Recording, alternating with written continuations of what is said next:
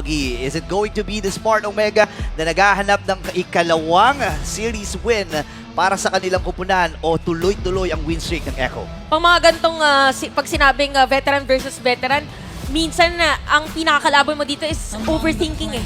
Yeah. Hindi ka pwede mag-overthink kagaya niyan. Agad. Doon na tayo sa usual.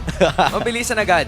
Ang funny nga kasi binanggit mo yung usual kasi it's been such a long time since we've seen Ay, true. Eve na parang sobrang dalas na napipick up. Pero ngayon hindi gaano eh. Nostalgic. Madalas na kinukuha mo parang Novaria, you usually have the Farsa as well. Minsan Valentina pa nga at yan ang ipipick up ngayon ng Echo to go into the hands of Sanji. 3 beses na niyang pinipick to all throughout the season. This is gonna be the first one or the 4th time na pipiliin niya ang Valentina going up against a Smart Omega. Not to mention, Pakito din, mabilis and can access the backside. Yeah, gets mo rin yung ginagawa ng Echo dito, no? Nililimitahan nila yung maaari or may mga posibilidad na kuhunin ng Smart Omega dito ng mga setters dahil dito sa isang Valentina. And maganda nga na nabanggit mo itong Pakito na isa rin sa mga nag-rise na XP laner dahil nga sa pag-rise din ng Quantum Charge. And parang napapansin ko, naka-sprint na rin to eh, di ba? Oo, pagka naka-sprint, ano siya, extra rise.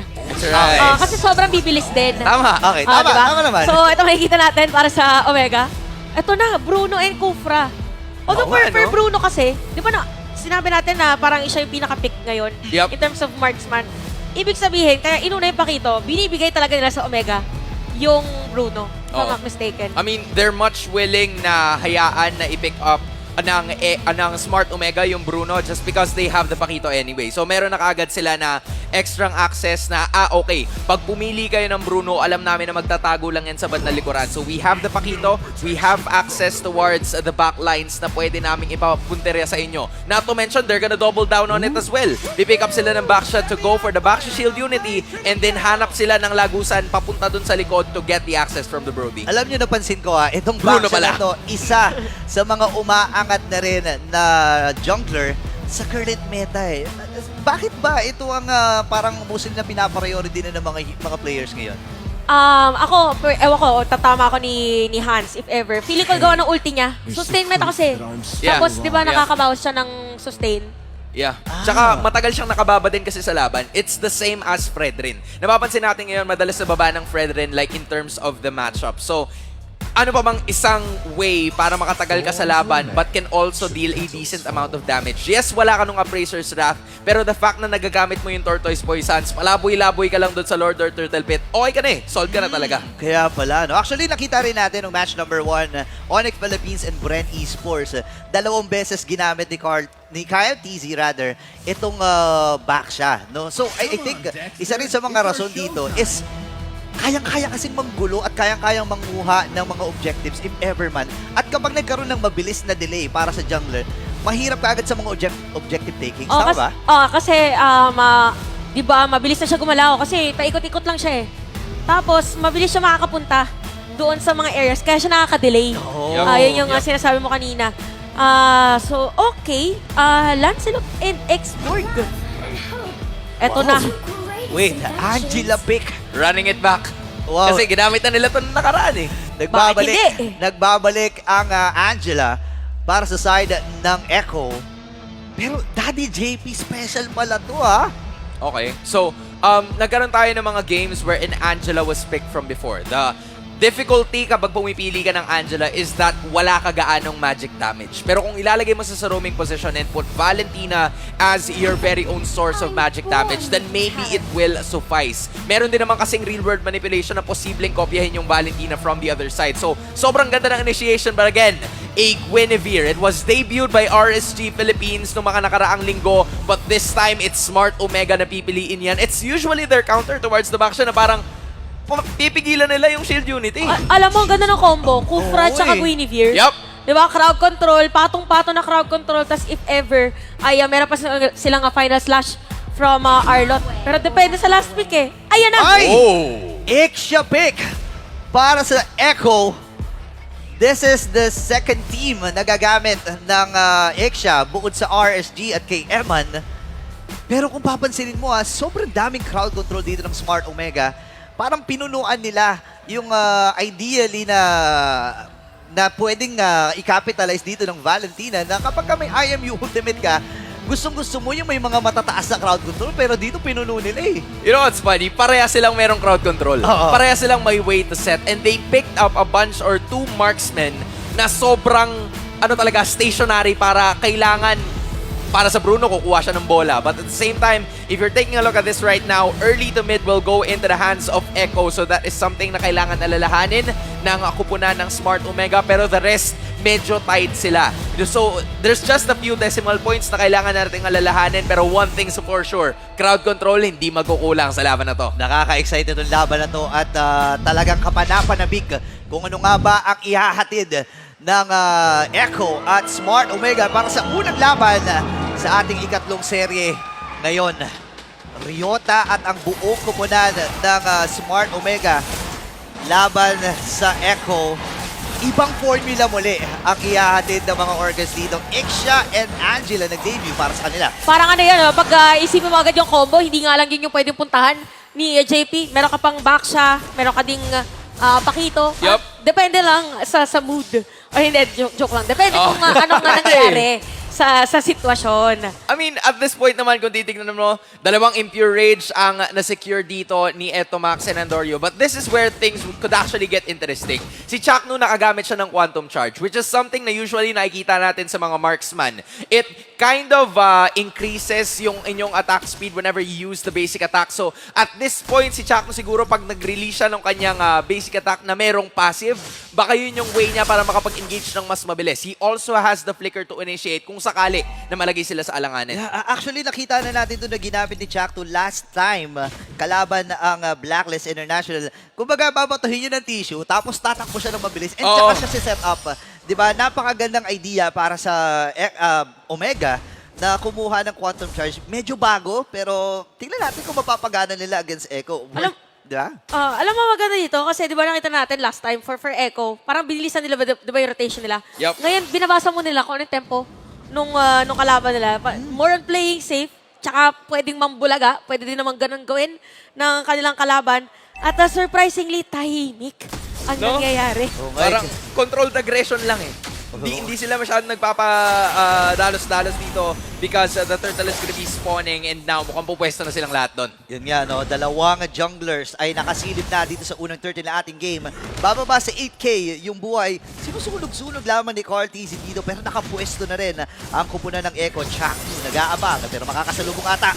Oy, napakaganda talon dito pero makukuha pa rin ng Echo ang turtle sa Bayales. At konting suntok muna para kay Sanford. Painit lang muna but Echo is on the lead.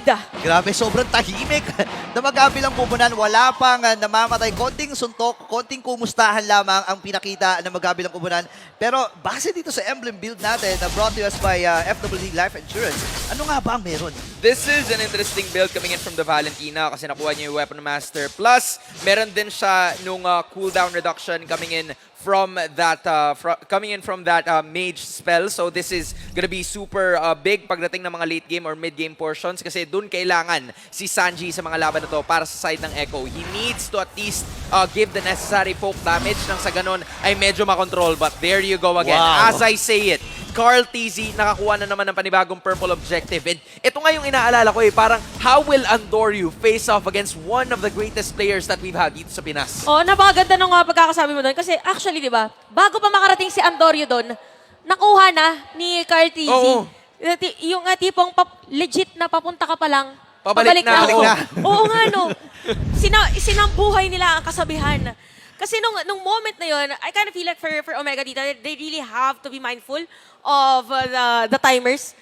Timers in terms of objectives. Kasi the more that they able or binibigyan nila ng chance, yung kanilang kalaban na makuha yung mga ganong small elements sa mapa, nagiging malaki siya eh. Yeah, Oo. yeah. Tsaka isa pa doon sobrang importante sa first part ng game ng mga farms na ganun sa mga junglers. Kasi hindi pwede na ma-delay ka ng level. Kunyari, 2 levels ahead kagad yung kalaban mo. Lugi ka kagad sa retrihan. And even doon sa mga nagiging pwestuhan, lalo na Guinevere, even though na hindi niya sobrang kailangan ng mana, base dun sa mga skills na meron siya kasi hindi naman ganun ka mana cost yung mga skills niya.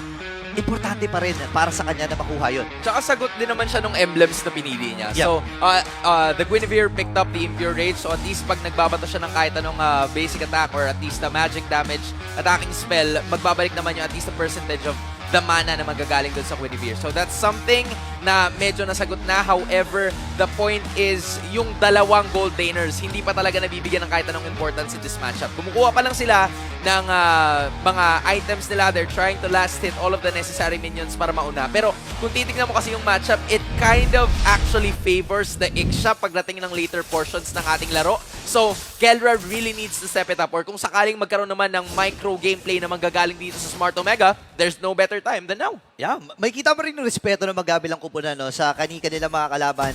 Walang overextension, talagang kulkulado lang talaga. Speaking of kalkulado, parang kalkulado din naman ang pagkakasagot dito ng hard card. Ito na ang pagbawi ng Echo, pero pag time doon, pero pipigilan ni Chakno Carl Easy sa ilalim ng Torre. Akala natin, mauuna Omega, pero sa dami na nangyari at naggamit ng mga skills, walang casualty. Walang casualty. No, my friend. Yan ang bilin. The Heart Guard was just there. Love Waves din na nanggaling kay JP. So, hindi niya lang natulungan si Carl TZ doon sa pagkakataon na yun. He actually assisted the others na medyo nalagay sa alanganin. Carl TZ was in a very difficult situation kasi na-push back siya nung Tyrant's Rage. But after that one, it's all good. Yeah, napa-okay sa yun pa nga eh, di ba? Hindi, duguan ako pero okay lang ako. Okay lang. Okay lang ako, boss. Ox lang ako, boss. Kumuha lang ng mga farms. Pero ngayon sinisimulan na rin ng Echo na ilagay sa kanilang poder. Ito po ng 30 ng ating game. Kasi gets mo ang bilis pumunta ni Carl TZ kung saan objective sila pupunta. Oh, tsaka sakto din, nasa kalinga ni Daddy JP. Talagang siya yung malapit kanina sa turtle, kaya naman makukuha agad. Cardiz with that secure on the turtle at parang meron ng, ito yung sinasabi nating timers, nakapwesto na naman si Cardiz dito sa back ni Kuya Andoryu. So tingnan natin kung makukontesto niya. Medyo makulang nga lang if ever. Pero it's still going to be Andoryu dahil ginamit niya rin yung retribution niya during that moment. Although ultimate ang nakuha doon ni Carl TZ. So at that point, a win is a win for him. He may not have gotten, yung purple objective, pero at least meron siyang naipilit na skill na kailangan ilabas ni Andoryu. But Andoryu so far still unscathed. Lahat naman ng mga heroes, wala pa silang kamatayan as of the moment. But you're gonna have to check na because of the 2 turtles na nakuha na ngayon ng Echo, they kind of build up. Hindi naman ganun kalakihan, but you'll take what you can get. Yeah, and ito rin yung gusto ko sa ginagawa ng magkabilang kupunan natin. Lalo na base sa mga golds na nakukuha nila rito. Kelra, siya ang pinakamayaman dito pero set up siya. Saktong-sakto naman, pero ng heart guard, pero hindi na yata Buhay! Another one! Another one bites the dust at Sanji again is still alive, but for Omega, the discipline, talagang hindi sila umaalis, pero top lane, medyo nakakakuha dito na pag-hit sa mga torre. no. Kaya magagawin ito ng Echo sa may bottom lane. Meron yata pagpawin para sa kanila, pero pumasok Violet and Quim. Pero gamit lang din naman dito ang pagkakatakas para kay Sanford. Oh no! Flicker na gamit na, real-world manipulation, and first blood para dito kay Sanji. Medyo mahaba-haba ang nagaganap Andoryu and the rest of the members from Smart Omega ay kailangan ng umatras. Pero ready pa rin ang Echo dito. Let's see kung paano gagawin na Ryota. Kapasok din, Carl TZ versus Naku po. Ryota. Op! Sa may bottom lane, kamunti ka na. Pero top lane, successfully masira na dito ng Echo at biglang lumobo yung kalamangan at Morpok. Pero final slash na gagamitin. Medyo malagkit nga lang dahil sa Cortina coming in from the eve. Sabi dito ng Omega, hindi pwedeng. Hindi bumawi. Kaya naman Ryota makakuha ng kill. That was so close kasi si JP kakakuha niya lang ng Heart Guard. Kung sakali na umabot yun on time, baka sakali na nakatakas pa si Carl TZ. But unfortunately, that wasn't the case. Carl will go down. Wala muna siya for the next 10 seconds. Ang turtle ay nandito na nakaspawn. Napapansin natin that Echo is starting to take the lead in terms of like extended team fights. Hinintay nila na yung energy shields ay mawala muna doon sa bot bago nila i-gank to ng 5-man. Kasi alam naman nila na wala pa yung turtle sa may bandang itaas, so they'll just have to go. Mabilis naman silang rotate. Kung sakaling may turtle, angat na lang tayo agad. Grabe, back sa Shield Unity para makapunta ka agad doon sa turtle. At isusuko na ng Smart Omega ang pinakahuling turtle ng ating game ngayon. Mahaba-haba pa ang panahon para paglabanan yung unang Lord. Pero si Chakmo may kita din Sanji. Tatalon din dito si Chakmo. It's si Carl TZ nakasilip lang pero 5 members mula sa Omega ang nasa gitna. Naka-ready, no? Parang napansin ko lang para sa Omega, tama ba na hindi talaga nila kino-contest Yung mga turtle. I mean, at this point, 1K lang naman yung kalamangan. It would have been bigger, pero dahil hindi sila nakakuha ng kahit anong ganks, or Echo rather, I'm talking about Echo on this one, dahil hindi nakakuha ng kahit anong extra kills ang Echo, maingat naman ang Smart Omega, plus nakakuha din sila ng Torres sa may bandang ibaba, they're keeping it close. Hindi ganun kalayo. Yes, kung titignan nyo nga, 5.6k yung Bruno, 5.7 yung Iksha. So, at some point, Kelra still has the capacity. Meron pa rin siya potential na mag-deal ng damage, pero ngayon, may laban na naman. Uy, grabe, sakit ng damage si Cartisia against Chaco. Uy. Pero sa may middle lane natin, mukhang yun na nakakukuha ni na Echo. Torre Right, masisira. Tapos nag-flicker out pa nga dito si Etomax and disengage. Torre lang pala ang gusto kuhanin. Iniisa-isa lang ng Echo dito. Sabi nila, isang objective lang. Kuha muna tayo sa gitna. Kunin natin yung turtle at ngayon, very low scoring game to. Nakakapagdaka kasi ang Smart Omega at Echo kilala talaga sa mga playstyle na atake kung atake, di ba? Echo Express. At itong Smart Omega, parang nagpapakiramdaman lang. Again, respeto ang ibinibigay ng both parties rito. Meron ding isang identity ang Smart Omega. If we remember correctly, Ano yan, it's ano the 18-minute timers. Ayun. Yung Omega Ayan, timers na timers. kailangan pa nating hintayin. Alright? So, baka nga nagpapainit pa ang Omega at this point. Pero it's gonna be up to Echo para abusuhin yung ganong klase ng mechanic. Meron silang way para at least makapag-engage ng tuloy-tuloy kasi nandyan si Carl TZ, nakapag-build up na siya ng items niya. And also with the tank emblem, that's very crucial. At hindi siya natatakot kasi meron din namang heart guard. JP with the focusing mark. Kung sino yung malatagan ng kanyang mga skills, tsak malalagay talaga sa alanganin kasi bababa ang Ayan, defenses. nakita mo kanina, di ba? Nagkasalubong lang saglit. Si Antoro tsaka si Sanford naka-ready na agad. Kamustahan lang. Kamustahan lang, pero nandun yung daddy nakabantay. Sino kausap mo? Parang ganun yung nangyayari. Pero may kita natin ngayon, meron ng Lord Objective para sa ating game. At ang sinabi ni Burrito na low skill core. Kill score. And 1-1, no? lumipat yung S bigla, nalito na during that moment. Grabe yung ginagawa. Tsaka yung mga pag-amba ni JP na gano'n, yung kala mo heart guard, di ba mapapatras ka, pero Ayan na, ayan na yung malayo ammo. dito ang Echo. Nako, sakto nga lang ang pagkakagamit ng Final Slash, pero yung nga lang na napakakunat. Ang tagal! Ni Cartisia, at tagal bago mamatay. Ito na yung mga kakampi, pero Kelra will secure Yung the full kill. barrage! Habang sa may bandang likod, ginamit na nga Wow! yung full barrage. At makukuha pa nga yung Lord in an instant. Echo ngayon ang tumatakbo at pauwi muna mga players ng Omega. Wow! Umabot sa point na in-exhaust nila lahat ng skills nila kay Carl TZ. May heart guard, sobrang sobrang kunat ng gulong, men. Parang Oo. yung gulong ng 16-wheeler.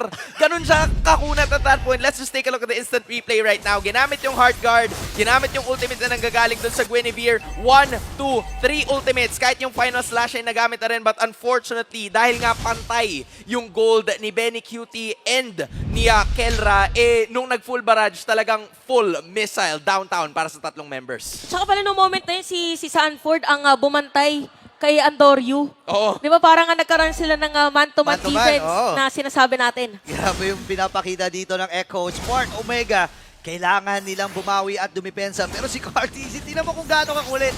Sinisilip lang doon sa may bakod. Itong tatlong members ng Smart Omega habang dumidepensa pa sa ibaba at sa may gitna ang ilan sa kanila mga members. Pero first level o level 1 Lord pa lang naman ito. Hindi pa ito yung Luminous, hindi pa ito yung dumadamba. So I think base sa kits na meron ng Smart Omega, kayang-kaya nilang depensa nito. Oo nga, meron na rin critical dito si Kelra. Again, yung binanggit ni Hans kanina, 18 minutes, parang yun yata ang pino-force ngayon ng Omega. Pero ngayon, you have to give it to Echo. Sobrang, dahil dun sa tatlong ibinigay na turtles, hindi man lang na-contest ng side ng Smart Omega, Echo has built a formidable gold advantage. Benny Cutie, 9.2 right now in terms of gold. 1.2k behind si Kelra dahil 8k lang naman na nakukuha niya. But again, Smart Omega na aalagaan nila ng mabuti si Kelra. Although 1-0-0 as of the moment, Echo really needs to find the marksman na nandun sa may bandang likuran. Kasi if they won't be able to do that, then baka sakali magkaroon sila ng problema. Pero yung mga maliliit na bagay, the little things, getting the turtle, the first, the second, and the third, doon nagkakaroon ng ekstrang angkas or doon nagkakaroon ng ekstrang banat ang side ng Echo. Tama, it's always the small things. Tama. Tama. Real small things. Oo, yung mga maliliit na Maliit bagay. na bagay. Maliit na bagay talaga ang importante. Kaya naman para sa Omega, yung mga maliliit na gantong factor for them, feeling ko ito yung kailangan nilang gawin. But for Echo, they have the kit, 7k goal lead. Feel ko inaantay na lang nila yung next Lord eh. Yun nga Oo. Tinan mo, paikot-ikot nga lang si Carl TZ at kailangan, gusto niya i-contest sana yung purple buff Pero, I mean, matibay ito si Andorio. Hindi niya ginamit yung Red 3 kahit sumisilip doon si Carl. Pero napapansin ko every time na umiikot si Carl TC, nakaamba lang yung hard guard ni JP. Yung parang may arrow lang siya doon sa may ulo. Parang any moment, kapag may nasalubong siya sa may damuhan, pwedeng pindutin kagad yung hard guard. Yan ang moral support. Di ba? Yan ang moral Sige. support na Kaya parang, mo yan. sige, bantay sarado kita. Oh, kaya Sige, mo yan. nandito ako. Kumbaga, nasa ano lang sila, yung mga maliliit na mga kapatid mo na, sige, nakikita kita, basta wag ka lang lalabas ng gate. Mga ganun Oh. lang. Nahihintayin mo lang talaga sila. But again, that is what JP is doing right now. Unskate siya, and at the same time, napipigilan niya rin yung Smart Omega na magkaroon ng kahit anong initiations. Kasi kung sino yung malatagan nila, gagamitin nila lahat ng skills nila. However, it's gonna be futile o hindi magiging effective yun. Dahil, tinan mo, si Carl TC ngayon nagiging priority nila, and you also have to give it to Benny Cutie. Parang never natin nakita si Benny Cutie Oo sa nga, no? mapa aside from the Lord take na nakuha nila kanina lang. Parang biglaan lang na pumapasok. Pero itong Saan bigla Lord? ako pumasok, naku yung boxero, bigla pumasok. Kaya na may alis muna dito yung footballero. May iwan nga lang si Ryota. Laban ng totoong mga sports, meron pa palang fencing para sa Omega. Pero Sanford is still zoning out the players of Omega right now para makuha yung Lord. Iko-contest yata rin Lord Sargi! Revelation para kay Aray! Sargi. Bulaga! Patay ngayon si Ryota at aalis na lang muna sila diretso doon sa Lord. Wow! Nauna ang Omega doon sa Lord ng ating game. Pero since nagamit na yung final slash, bigla silang umatras kasi may kakulangan sila in terms of the setup. At naging ready. Uminit yung mata ng Echo dito. Okay. Nagmistulang killer whale. Itong mga ito, no, nagmistulang orca talaga.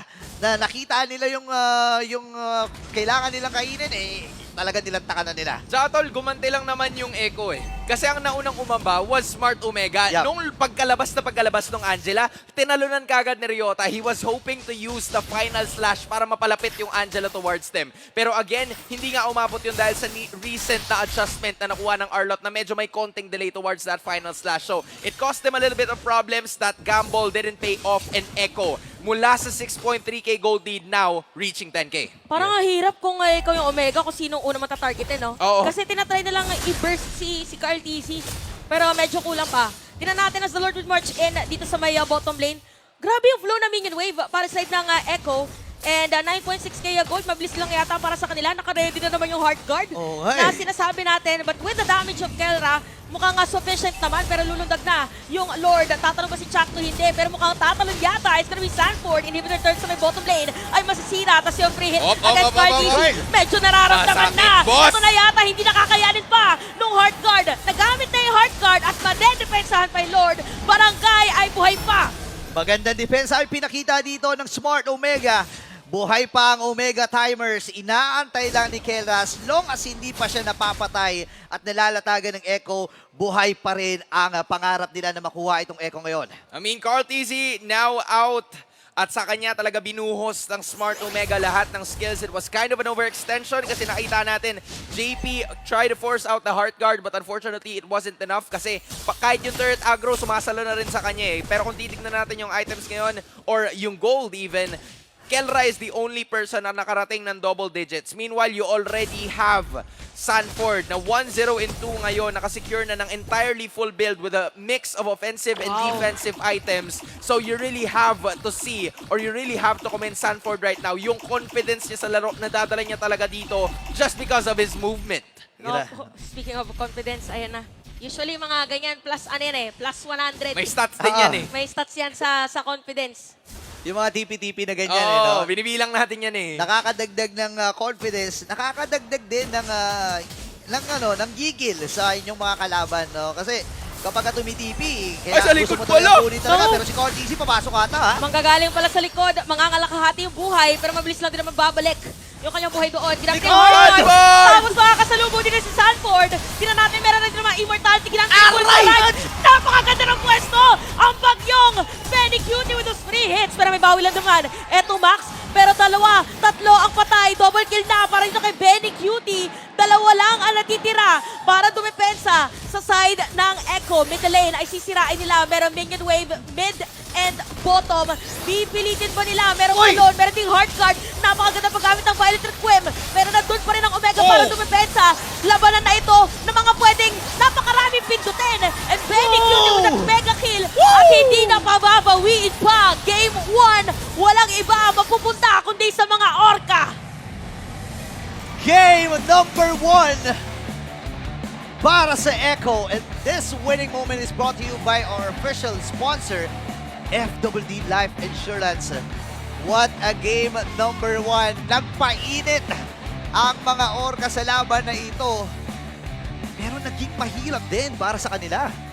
Parang na-realize ng Echo na, sige, let's hit them with something na hindi pa nila nakikita from like minutes before. It was Sanford na nasa sobrang hindi natin inaasahang posisyon na akala ng Smart Omega, okay, makakatakas na tayo, all good na, nagamit na yung hard guard naman so hintayin na lang natin maubos and then pwede na tayong pumalag.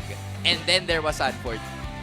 Grabe. Nagulat din Actually, ako may A immortality wild din siya Sanford appeared. Oh, pre. with immortality. Akala nila, yung Fire Nation dumating. Wala. Iba pala. Akala nila talaga. okay na sila Nasa likod. Ang ganda actually, no? Maganda na na-pointed mo yung position dito ni Sanford. Akala nila lahat manggagaling sa ibabaw. Kasi nandun si Carl TZ, nakita rin nila dun yung position 4, si Sanji. Pero pag atras nila, sinalubong sila. Akala mo mga kamag-anak A di ba? checkpoint boss. Na checkpoint Actually, kahit dun sa dulo na yon, akala natin, mamatay na si Sanford kaso Oo. meron pa immortality. Tapos, biglang dumating si Benny Cutie. At doon natapos ang boxing. At doon Oo. natapos ang boxing. Full barrage talaga. To the garage ang nangyari. Full Ibang- barrage to the garage. And then, Ano? mamaya, Wala. isip tayo, isip tayo. Walang marime, walang Kala ko marime. ready ka eh. Ang hirap i-rhyme. Sorry. Pero Ang hirap Ibang klase kasi yung sustain, yun ang gagaling din na additional na HP na ibibigay niya para doon or galing doon sa favor na kanyang boots, no? Para kay JP. Well, grabe yung mga naging laban na yun. Pero himay niya ng ating analyst na si Hans kung ano nga ba ang naganap at bakit na ipanalo ito ng Echo.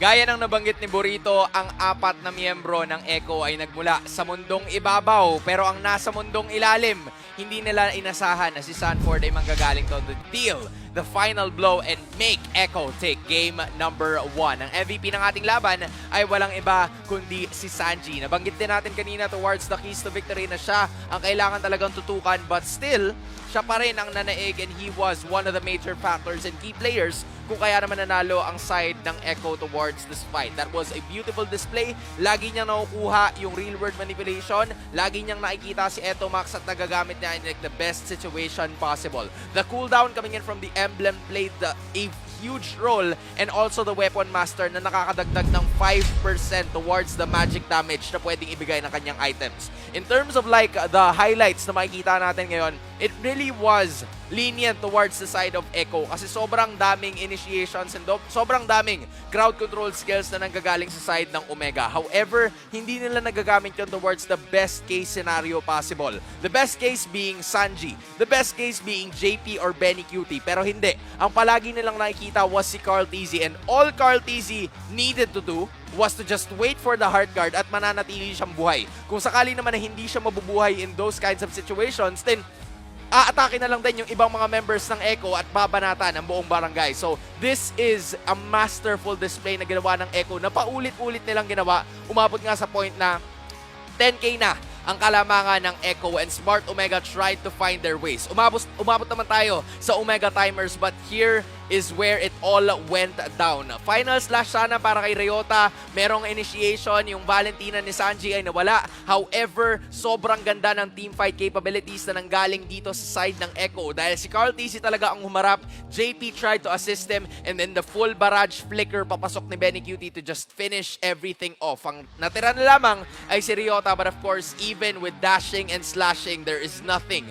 that you can do kapag 4 na members ng Echo ang humarap sa iyo. Let us now take a look at the jungler heat map coming in from Carl TZ, who was basically all over the map. Alam mo, napansin ko na every time na back siya talaga yung pinipili dito, it really, kailangan talagang ipakita yung heat map. Kasi kita nyo naman, he's all over the map basically sa laban na to. They secured a bunch of turtles, they secured 2 lords para matapos itong laban na to. Isang hindi nambabangga at isang nambabangga din. So you really have to give it to Carl TZ. Yung sinabi niya dati sa mga nakaraang interviews na talagang team player siya, it is really what he's saying right now. Umabot sa point na 0-3-3 yung kanyang KDA, but it doesn't matter kasi sobrang pogi naman ang stats ng kanyang mga kakampi. Benny Cutie was unscathed. JP hindi man lang nagalusan. So this is something that Carl TZ is willing to sacrifice. Yung pagbibigay niya ng assistance towards the rest of the members coming in from Echo really paved the way for them to secure this victory. 17 minutes in, hindi pala tayo umabot ng Omega timers at doon tinapos ng mga Orca ang boxing.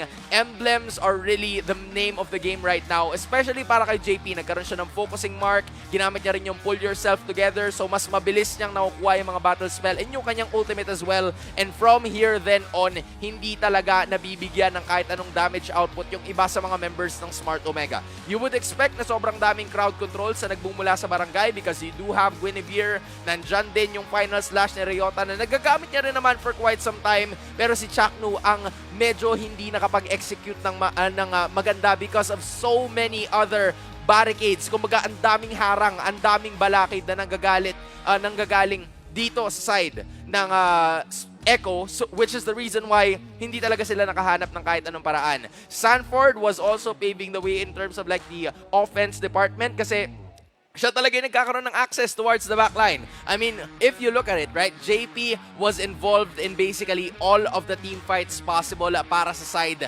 ng Echo. Sanford was just trying to find yung best way possible or yung best way in. Hindi man yung plan A, let's go to door B para at least magkaroon tayo ng access. Sinanay siguro nila yung Smart Omega na lahat ng mga members ay manggagaling doon sa ibabaw, manggagaling doon sa battle sa Lord Pit, wherein or kung hindi sa Lord Pit, in terms of the river, dun sa may bandang ilog kung saan nagkikita itong dalawang teams na to para mag-clash. So it kind of surprised Smart Omega na nakita nila sa Sanford in like that very difficult situation, and from there on out, natapos ng Orcas ang mga laban. Now it's